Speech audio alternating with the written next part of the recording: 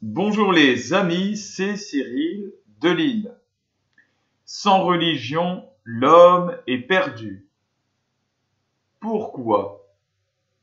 Voyons d'abord les critiques de ceux qui nous expliquent que l'homme n'a pas besoin de religion, puisque aujourd'hui c'est devenu assez courant d'entendre cela, surtout en France, l'un des pays les plus athées du monde aujourd'hui.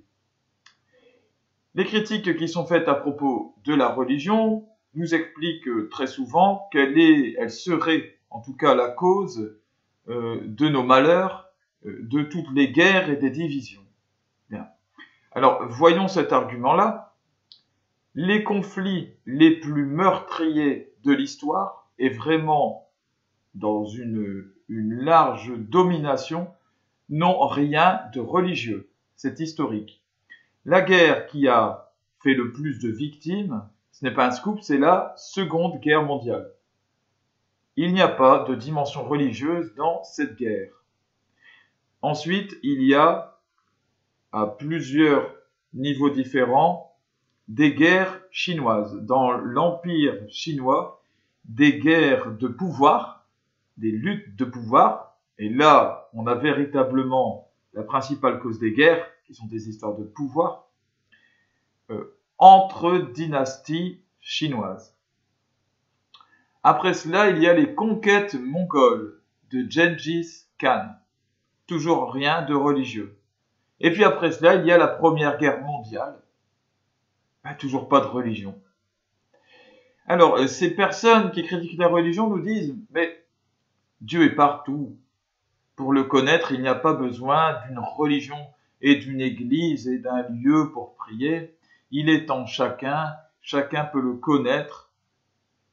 Et les religions sont plutôt faites pour asservir l'homme, pour le formater. Voyons maintenant cet argument-là qui est un peu plus intéressant et plus profond. En tout cas, il met plus de temps à être démonté. Est-ce que Dieu est en chacun? Oui, c'est une vérité, c'est ce que confesse l'Église. Il y a le Christ immanent. Un Christ immanent, ça veut dire qu'il vient à l'intérieur de chacun. Comme le dit l'Église, si n'importe qui sur terre écoute sa conscience profonde, sa conscience droite, eh bien, il entend le bien et le mal. Et il entend, en vérité, Dieu qui lui parle.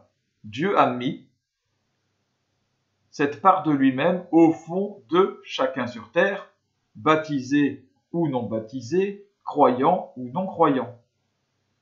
Et même au fond des satanistes. Alors, effectivement, ce Christ immanent, ce Dieu immanent qui est en chacun, il est nécessaire de le connaître, il est nécessaire de le rencontrer dans la vie, et il ne se rencontre que par des expériences personnelles. Certains n'ont jamais côtoyé une religion particulière et ont rencontré ce Dieu immanent à l'intérieur d'eux-mêmes. Je pense à des écrivains comme Éric Emmanuel Schmitt et à d'autres. Et il est nécessaire dans la vie de faire cette rencontre. Bien, j'y reviendrai tout à l'heure.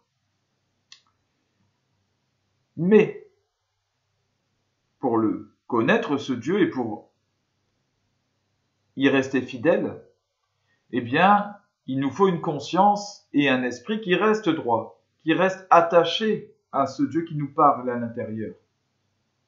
Or, il y a un problème. Il y a une perversion dans notre réalité. Celle du péché. Le péché ne pervertit pas seulement la chair. Il ne pervertit pas seulement le corps. Il pervertit aussi l'esprit. Il pervertit aussi le cœur. Toutes les dimensions de l'être humain sont touchées. Il n'y a que l'âme qui ne soit pas touchée, qui reste notre principe de vie éternelle. Mais cette âme reste très au fond. Et sur le chemin pour y accéder, là où réside Dieu, eh bien, il y a des perversions qui peuvent venir s'insinuer. Les fumées de Satan, comme l'on dit dans l'Église, il vient embrouiller notre être et nous faire prendre des vessies pour des lanternes.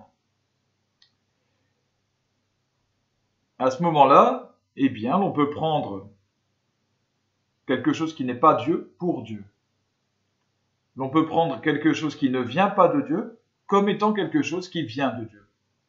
On se fait tromper par le mauvais, l'ennemi, le diable, que l'on appelle aussi le malin, et qui est plus malin que nous. À ce moment-là, du coup, nous sommes perdus. Voilà pourquoi tel est le titre de ma vidéo. Sans religion, l'homme est perdu. Puisque l'homme peut être perverti intérieurement et perdu dans son esprit, il y a une nécessité, et il y a nécessité au quotidien, d'un Dieu qui s'est révélé extérieurement, objectivement. Cette révélation s'est faite par Jésus-Christ, Dieu venu dans la chair humaine. Ce Christ Jésus, il est immanent, mais il est donc transcendant. Les deux en même temps.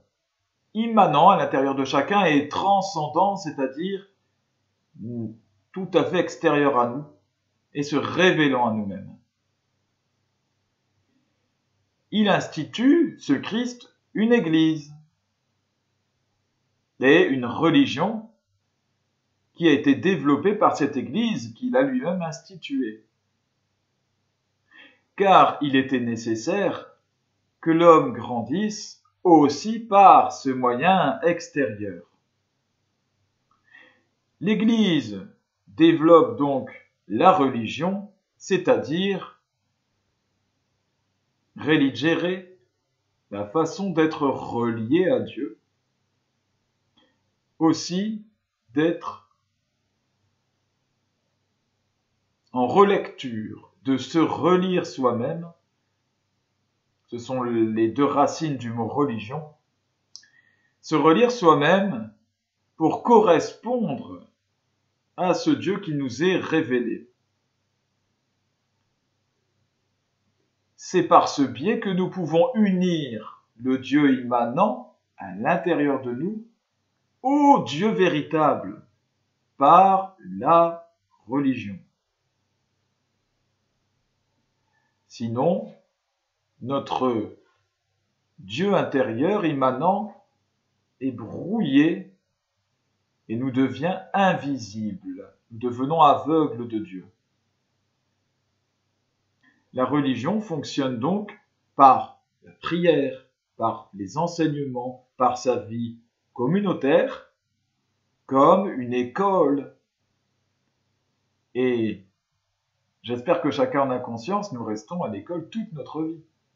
Ce n'est pas parce qu'on a quitté l'école au sens humain, au sens de la société, que l'on n'a plus rien à apprendre. Tous les jours jusqu'à la fin de votre vie, comme disait Jean Gabin, je sais qu'on ne sait jamais. Voilà ce qu'il savait à la fin de sa vie, disait-il. Alors nous avons toujours à apprendre. Et plus nous savons, et plus nous nous rendons compte que nous savons peu.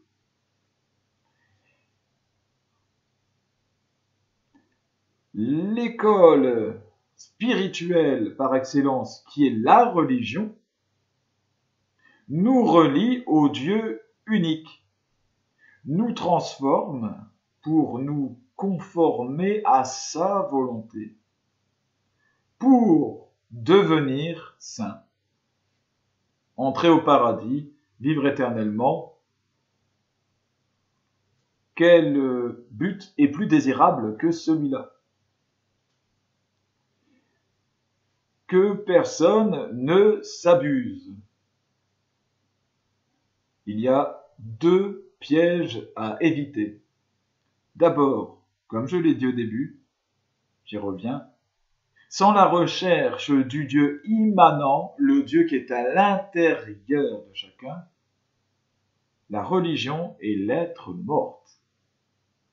Si vous ne savez pas qui est à l'intérieur de vous, si vous n'avez pas fait cette rencontre avec le Christ intérieur, la voix profonde en vous qui vous guide, aussi par votre ange gardien, tout cela est relié au final à Dieu. Les anges ne sont que des serviteurs, des porte-paroles de Dieu. Eh bien, si vous n'avez pas fait cela, la religion ne va nulle part.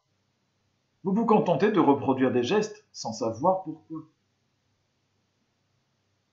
De reproduire, répéter des paroles qui ne vont nulle part, qui ne transforment rien, puisque l'accès à l'intérieur est resté fermé, est resté bouché.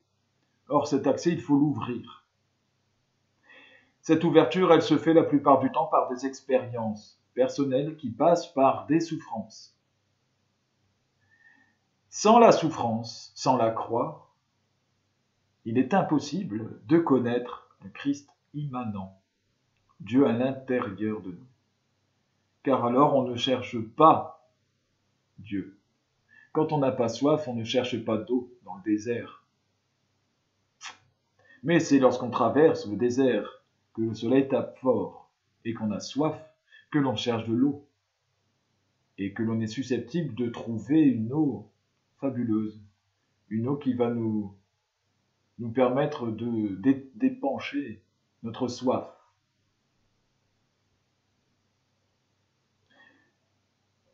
Voilà, donc ça c'est le premier piège. Il est nécessaire de rencontrer le Christ immanent, le Dieu intérieur, et de faire perdurer cette relation à lui. Par la prière quotidienne, la prière personnelle, pas seulement la prière récitée par la religion. Car en dernier lieu, ce n'est pas la religion qui sauve, mais bien le Christ. Il faut donc chercher le lien au Christ dans l'absolu. Mais donc ce lien se passe aussi par la religion.